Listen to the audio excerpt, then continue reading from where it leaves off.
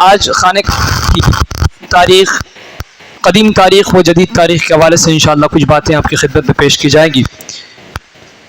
حضرت آدم علیہ السلام نے بھی خانہ کعبہ کی تعمیر فرمائی تھی، اور ابن عساکر وغیرہ کی تفسیر کے ذریعے سے تفسیر عزیزی میں نقل کیا گیا ہے کہ حضرت آدم علیہ السلام جب جنت سے زمین پر تشریف لائے تو بارگاہ الہی میں عرض کیا۔ اس وقت تو جنت میں تھے، اور جب جنت میں تھے تو اللہ کی تسبیح، اس کی پاکی، اس کی تحلیل، یہ تمام چیزیں بیان فرمایا کرتے تھے۔ لیکن جب زمین پر آئے تو آنے کے بعد عرض کیا کہ خدایا، میں یہاں نہ تو ملائکہ کی تسبیح و تکبیر سنتا ہوں، نہ کوئی عبادت گاہ دیکھتا ہوں جیسے کہ آسمان میں بیت المعمور دیکھتا تھا۔ کچھ ایسا نہیں ہے، زمین میں بالکل جو ہے وہ اداسی چھائی ہوئی ہے، کچھ ایسا نظر نہیں آتا کہ میں کچھ کروں، تیری بندگی کروں، میرا دل لگے اور جو ہے وہ تسبیح و تحلیل کرنے میں آسانیاں ہوں، یہ سمجھ میں ہی نہیں آتا۔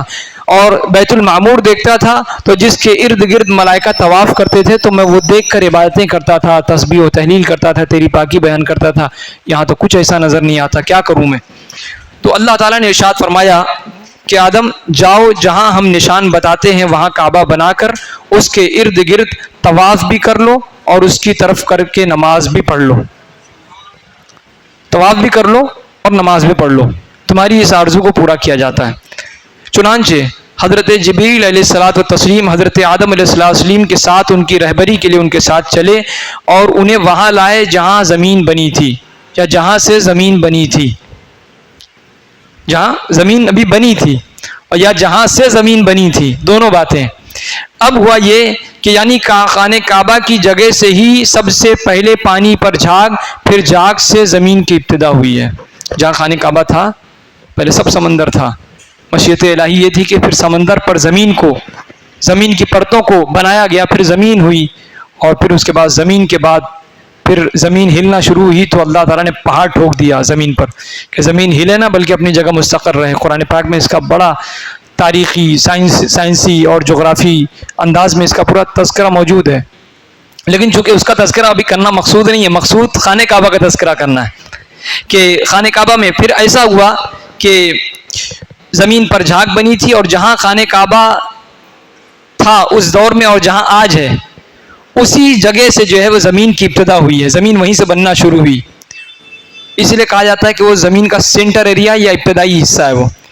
اب اس کے بعد جو ہے پانی پر جھاگ ہوا، جھاگ سے زمین کی ابتدا ہوئی، پھر جناب جبریل علیہ السلام نے وہاں اپنا پر مار کر ساتوں زمین تک کی بنیاد ڈال دی، اپنا پر مارا اور ساتوں زمین کی بنیاد جو ہے وہ بنیاد بن گئی، وہ جس کو ملائکہ نے 5 پہاڑوں کے پتھروں سے بھرا۔ 5 پہاڑ جو مشہور پہاڑ ہیں، کوہ لبنان، کوہ طور، جودی پہاڑ اور غار ہرا اور طور سینا، یہ 5 پہاڑ تھے، ان 5 پہاڑوں کے پتھروں سے اسے بھر دیا گیا۔ بنیاد بنا کر نشان کے لیے ہر 4 طرف کو دیواری اٹھا دی گئی، ہر 4 طرف کو دیواری اٹھا دیا گیا، یعنی اسکوائر تھا وہ، یعنی مربع تھا۔ اس طرف جو ہے منہ کر کے حضرت آدم علیہ السلام نماز پڑھتے رہے، اس کا طواف بھی کرتے رہے۔ اس طریقے سے وہ اسکوائر کا وہ نقشہ تھا مربع کا، اور پھر وہ جو ہے وہ خانہ کعبہ کی قدیم شکل جو جناب آدم علیہ السلام کو فرشتوں کے ذریعے اللہ تعالیٰ نے بتلایا تھا وہ یہ تھی۔ اب اس کے بعد جو ہے بعض روایت میں آیا کہ بیت المعمور کو اس بنیاد پر رکھ دیا گیا، یعنی جو بنیاد فرشتوں کے ذریعے جناب آدم نے کروایا تھا اور جناب آدم کے زیر نگرانی ہوا تھا، اسے جو ہے بنیاد بنایا، اس پر جو ہے بیت المعمور کو بنیاد کے طور پر رکھا گیا۔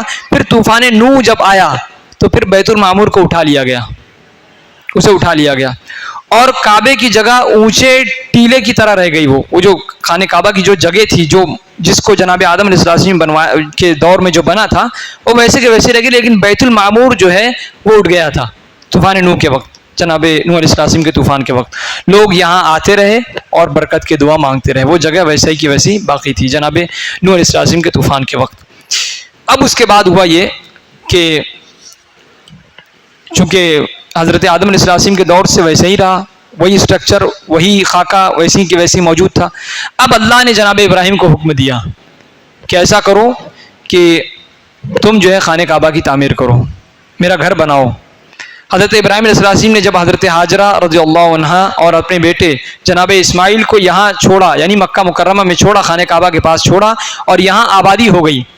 میں نے کہا تھا نا کہ وہ قبیلہ جرہم آیا، جرہم قبیلہ آیا، پانی میں شریک کیے، وہاں جناب حاجرہ نے انہیں پانی میں شریک کیا، انہوں نے انہیں اپنے خوراک میں شریک کیا، اور اس طریقے سے دونوں آپس میں ایکسچینج ہوئے. پھر وہ لوگ رہنے لگے، بسنے لگے، اور یہاں تک کہ پھر وہ تہذیب تمدن میں ڈھل گئے. اور پھر قبیلہ جرہم کے لوگوں نے جناب اسماعیل سے اپنے خاندان کی لڑکی کا نکاح کروایا، اور پھر نسلیں در نسل وہ بڑھنے لگی، اور پھر خانہ کعبہ کے ارد گرد مکہ مکرمہ میں آبادیاں بڑھنا شروع ہو گئی. ہوا یہ کہ آبادی جب ہو گئی تو جناب ابراہیم علیہ السلام کو اللہ تعالیٰ نے حکم دیا گیا کہ اسماعیل کو ساتھ لے کر کعبے کی تعمیر کرو، میرا گھر بناؤ، کعبے کی تعمیر کرو. اس سلسلے میں اللہ تبارک تعالیٰ کے حکم سے اللہ تعالیٰ نے حکم دیا، ایک بادل کا ٹکڑا بھیج کر کعبے کی حد کو واضح کیا گیا کہ کتنی حد ہونا چاہیے، کیسا ہونا چاہیے. جو کام انجینئر کرتا تھا وہ بادل کا ٹکڑا کر رہا تھا. جو کام انجینئر کرتا ہے، بھائی ہم انجینئر کو لے آتے ہیں اپنے گھر کا، یہ بتاتے ہیں کہ مجھ کو ایسا بنانا ہے، یا میری بلڈنگ بنا رہی ہے اس کا ایسا اسٹرکچر ہونا ہے، تو وہ اللہ کے حکم سے وہ بادل کا ٹکڑا کیا کہ اتنی حدیں ہونا چاہیے، ایسا ہونا چاہیے. وہ ہو گیا. تو اب اس کے بعد اور جبریل علیہ السلام نے خط کھینچا، بادل نے حد واضح کیا اور حضرت جبریل علیہ السلام نے خط کھینچا. یوں سمجھ لو کہ انجینئر کا کام حضرت جبریل نے کیا خانہ کعبہ کے. تو اب وہ کام آپ نے کیا. اب اس کے بعد ہوا یہ کہ حضرت ابراہیم علیہ السلام نے آدم علیہ السلام کے زمانے کی بنیادوں پر، حضرت ابراہیم علیہ السلام نے جو آدم علیہ السلام نے جس طریقے سے بنایا تھا انہی بنیادوں پر عمارت کی تعمیر فرمائی، خانہ کعبہ کی عمارت کی تعمیر فرمائی. اس کے بعد ہوا یہ کہ اس کا ابھی اس وقت کا اسٹرکچر تھا اسے بیان کیا گیا ہے کہ کعبہ شریف کی بلندی 9 ہاتھ، لمبائی 9 ہاتھ، بلندی 9 ہاتھ، رکن اسود سے رکن شامی تک 33 ہاتھ، اور رکن غربی سے رکن یمانی تک 31 ہاتھ، رکن یمانی سے رکن اسود تک 20 ہاتھ، اور رکن شامی سے رکن غربی تک 22 ہاتھ. یہ اس کا وہ سسٹم تھا، نظام تھا، ایسا بنانا ہے. یعنی کعبہ اس وقت مستطیل تھا، لمبا تھا، مستطیل تھا. یوں سمجھ لیجئے کہ مربع بھی نہیں، مستطیل، یعنی لمبائی کے حساب سے وہ جو لوگ میتھ سمجھتے ہیں وہ سمجھ سکیں گے کہ مستطیل کیا ہوتا ہے. تو لیکن طول اور عرض کی ایک دیوار معمولی چھوٹی تھی. طول، لمبائی میں اور چوڑائی میں دیوار تھی وہ معمولی چھوٹی تھی. دروازے 2 بنائے گئے تھے جو زمین کے ساتھ ملے ہوئے تھے. کواڑ، زنجیر وغیرہ کچھ نہ تھی. بعد میں طبع حمیری یا حمیری کے زمانے میں کواڑ، زنجیر وغیرہ پھر لگائے گئے. بعد کا زمانہ یعنی حضور علیہ السلام کے تقریباً اس زمانے میں یا ان سے پہلے کا زمانہ تھا اس وقت پھر لگایا گیا. حضرت ابراہیم علیہ السلام نے پھر تعمیر فرمائی، اور حضرت اسماعیل علیہ السلام پتھر، گارا وغیرہ دیتے تھے. اس طریقے سے تعمیر ہوا. سبحان اللہ، کس شان سے اللہ کا گھر تعمیر ہوا. اللہ کا نبی ہی معمار اور اللہ کا نبی ہی معاون. حضرت ابراہیم بنانے والے تھے، اور ان کی مدد اور ہیلپ کر رہے تھے بنانے میں وہ ان کے بیٹے جناب اسماعیل جو خود اللہ کے نبی تھے. تو نبی کے ہاتھوں سے وہ اللہ تبارک تعالیٰ اپنا گھر بنوا رہا تھا. پھر اس کے بعد ہوا یہ کہ حضرت ابراہیم علیہ السلام نے جس خانہ کعبہ کی تعمیر فرمائی تھی، تعمیر کے بعد جزوی طور پر مختلف اوقات میں اور بھی تعمیرات خانہ کعبہ کی ہوتی رہی. وہ اسی تعمیر تک بس نہیں ہوا. حضرت ابراہیم علیہ السلام کے زمانے میں جو تعمیر ہوئی اس کے بعد بھی تعمیرات ہوتی رہی. مختلف طریقے سے اس کے اسٹرکچر کو تبدیل کیا گیا، یا تھوڑا موڑا جو ضرورت پیش آئی ویسا کیا گیا. اس طریقے سے ہوا. یا خانہ کعبہ کو ڈھا کر بھی تعمیر کیا گیا، ایسا بھی ہوا ہے. تو بتا رہے ہیں اس کو. ایک مرتبہ عمالقہ، ایک قوم عمالقہ تھی، انہوں نے تعمیر کیا، اور پھر جرہم قبیلے نے تعمیر کیا. اس کے بعد قصی بن کلاب نے اس کی تعمیر کی، جس میں چھت، درخت، مغل کی لکڑی بنائی، جس پر بجائے تختوں کے خرمے کی لکڑی لگائی گئی. تھوڑا اچھا کام کیا گیا. اب اس کے بعد ہوا یہ کہ قریش نے بھی تعمیر کیا تھا. قریش کے لوگوں نے بھی، قبیلہ قریش حضور علیہ السلام کا جو قبیلہ تھا، انہوں نے بھی خانہ کعبہ کو تعمیر کیا تھا.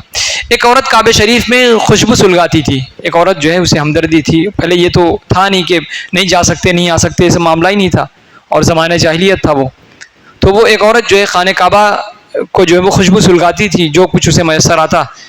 ایک بار اچانک جو ہے اس خوشبو کے ذریعے سے جو ہے وہ آگ بھی تھا، تو آگ سے جو ہے شعلہ اٹھا اور چھت جل گئی خانہ کعبہ کی، اور دیواریں پہلے ہی بوسیدہ ہو چکی تھی.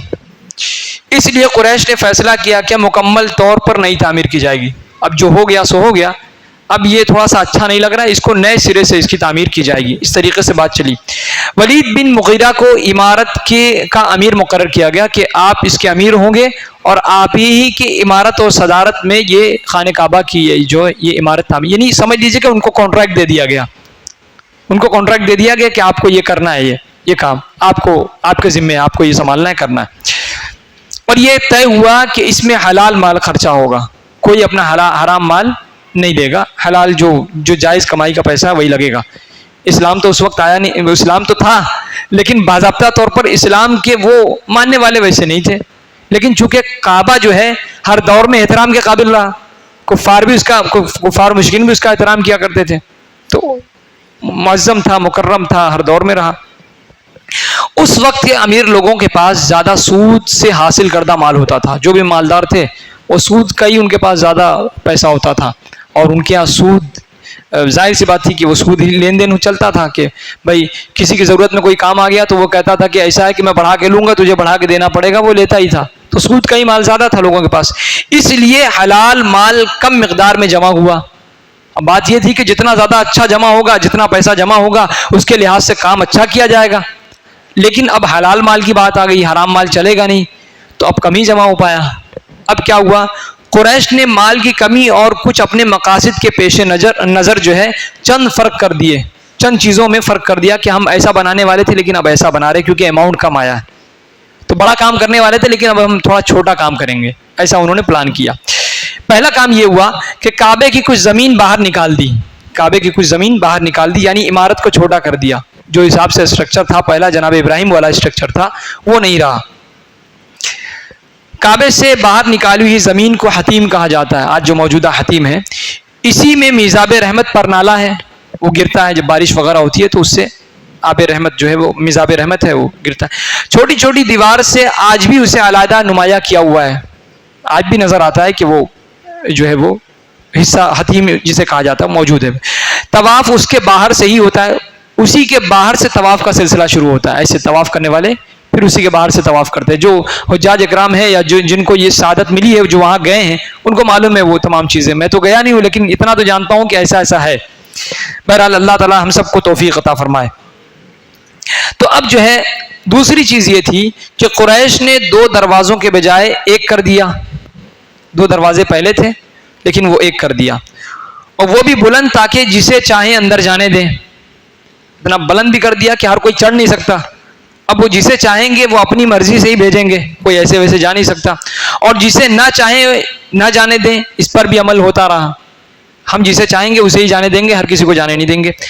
اب ہوتا یہ کہ بادشاہوں کے لیے دروازہ کھلتا ہے، خواہ کتنے ہی بدکار کیوں نہ ہو، لیکن نیکوکار کے لیے کھلتا نہیں.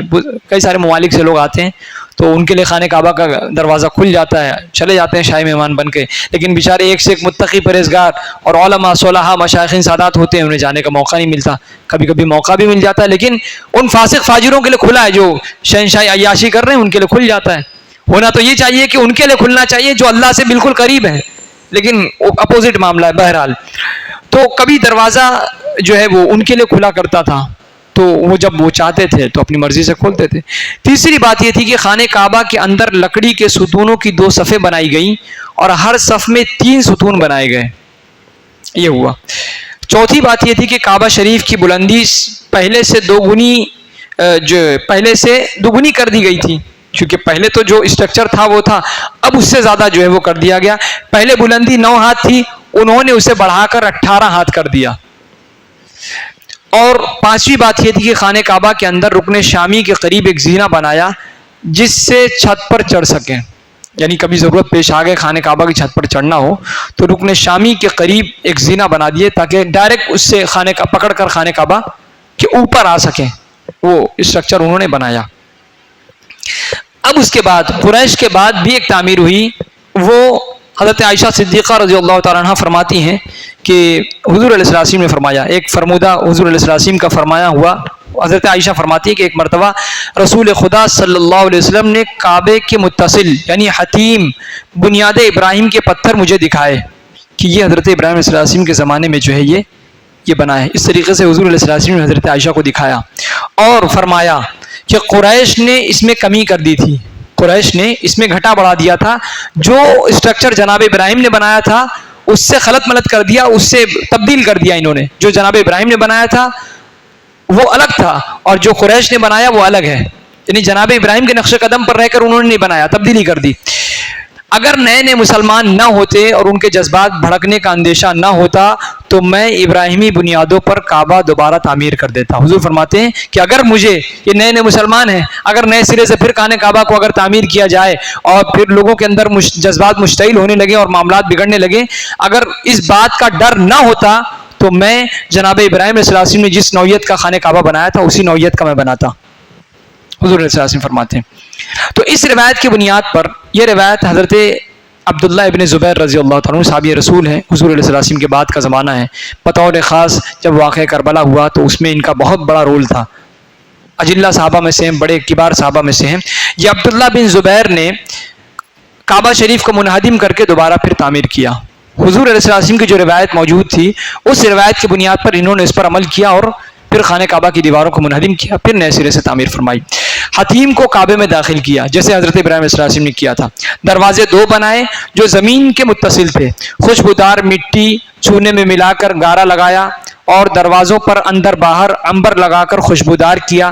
نہایت قیمتی ریشمی غلاف چڑھایا. یہ سب حضرت عبداللہ ابن زبیر نے کیا. خیال رہے کہ سب سے پہلے کعبہ شریف کو غلاف چڑھانے والے کا نام اسعد ہے جو شاہ یمن تھا, یمن کا بادشاہ تھا. لقب اس کا جو ہے تبع کے لقب سے مشہور تھا, جس کا میں نے ذکر کیا کہ تبع حمیری, مدینہ طیبہ کی جو شہری بنیاد رکھنے والا بھی یہی شخص ہے, یمن کا یہ بادشاہ. اسی نے جو ہے مدینہ شریف کی جو بنیاد جو رکھی اسی شخص نے رکھی. اب عبداللہ ابن زبیر کی تعمیر جب انہوں نے تعمیر فرمائی تھی تو ان کی تعمیر 27 رجب سن 64 کو مکمل ہوئی تھی. پھر ایسا ہوا کہ حجاج بن یوسف جو عبد الملک بن مروان کا نائب تھا, یہ اموی خلافت میں, اموی دور خلافت میں یہ حجاج بن یوسف آیا. اس نے جو ہے سن 74 میں جو ہے عمارت کو منہدم کر کے پھر اسی طرح بنا دیا جیسے قریش نے بنایا تھا. حضرت عبداللہ ابن زبیر نے 64 میں بنایا, 10 سال بعد 74 میں جو ہے پھر انہوں نے, یہ حجاج بن یوسف نے مستی کی اور شرارت کر کے جو ہے پھر خانہ کعبہ کو توڑوایا اور پھر اسی طریقے سے بنایا جیسے قریش نے بنایا تھا. اور حضرت عبداللہ ابن زبیر نے اسی نقش قدم پر کام کیا تھا جو جناب ابراہیم نے کیا تھا. تو اس طریقے سے جو ہے وہ اختلاف ہو گیا. اب ہوا یہ کہ پھر ہارون رشید, خلیفہ ہارون رشید بنو عباسی کے خلیفہ, یعنی اموی خلافت ختم ہوئی.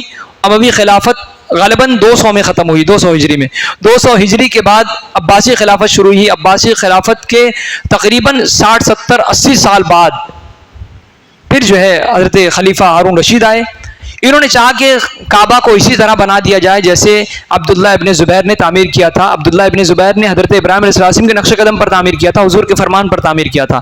یعنی دراصل وہی ابراہیمی تعمیر تھی, لیکن اس وقت اہل علم نے اس لیے منع فرمایا کہ کہیں تمہارا کوئی مخالف آئے گا پھر وہ تبدیل کر دے گا, اس طرح گرانا اور بنانا ایک کھیل بن جائے گا. بھئی ہو سکتا ہے کہ پھر تم نے تعمیر کر دیا, پتہ چلا تم سے بڑا کوئی بادشاہ آ گیا تو پھر وہ اختلاف کرے گا, پھر وہ اپنی نوعیت کا بنائے گا. تو کیا ہو جائے گا کہ خانہ کعبہ جو بزرگ اللہ تبارک تعالیٰ کا گھر ہے بار بار گرایا جائے گا, بار بار توڑا جائے گا, بار بار بنایا جائے گا. یہ کھیل بن جائے گا, تماشا بن جائے گا. لوگ اپنی انرجی خاطر خواہ اس پر خرچہ کریں گے, فضول ہو جائے گا کام. اس کے بعد مرمت تو ہوتی رہی لیکن مکمل طور پر پوری عمارت کو دوبارہ نہیں بنایا گیا. مرمت ہوتی رہی, آج بھی اسٹرکچر کو جو ہے وہ اس پر کچھ نہ کچھ کام کیا جاتا ہے, بڑھایا جاتا ہے, وسیع کیا جاتا ہے, اور اس کے ارد گرد جو ہے وہ مطاف اور جو حصے وہ تمام چیزوں میں تبدیلی کی جاتی ہے, حسب ضرورت کیا جاتا رہے گا آگے تک. اب اس کے بعد جو ہے یہ تمام وہ باتیں ہیں جو میں نے آپ کے خدمت پہ پیش کیا خلیفہ ہارون رشید تک کے. انشاءاللہ کل کعبے کی موجودہ تعمیر کے حوالے سے انشاءاللہ آپ کی خدمت میں کچھ باتیں عرض کرنے کی سعادت حاصل کروں گا. اللہ تبارک تعالی ہم سب کو نیکیوں کی توفیق عطا فرمائے.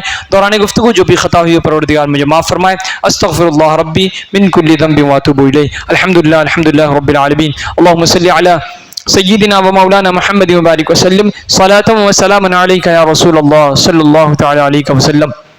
مالک بادشاہ کریمہ کارسازہ پروردگار عالم تیری توفیق سے جو حق نیک جائز باتیں کہیں سنی گئی ان تمام پر ہم سب کو عمل کی توفیق عطا فرما، برائیوں سے بچانے کیوں کی توفیق عطا فرما۔ پروردگار عالم عشرہ رحمت ہے، اپنی رحمتوں کے پروردگار عالم دروازے ہم پر کھول دے اور پروردگار اپنی رحمتوں کی نوازش عطا فرما۔ پروردگار عالم ہمارے دلوں میں انفرادی طور پر جو بھی تمنائیں ہیں تمام تر تمناؤں کو، مرادوں کو، التجاؤں کو پورا فرما، عبادتوں کو، ریاضتوں کو اپنی بارگاہ میں قبول فرما۔ تجھے فضل کرتے نہیں لگتی بار، نہ ہو تجھ سے مایوس امیدوار۔ ان اللہ و ملائکتہ یصلون علی النبی یا ایھا الذین آمنوا صلوا علیہ وسلموا تسلیما۔ اللهم صل علی سیدنا و مولانا محمد وبارک وسلم صلاۃ و سلاما علیک یا رسول اللہ صلی اللہ تعالی علیہ وسلم۔ سبحان ربک رب العزة عما یصفون وسلام علی المرسلین والحمد للہ رب العالمین۔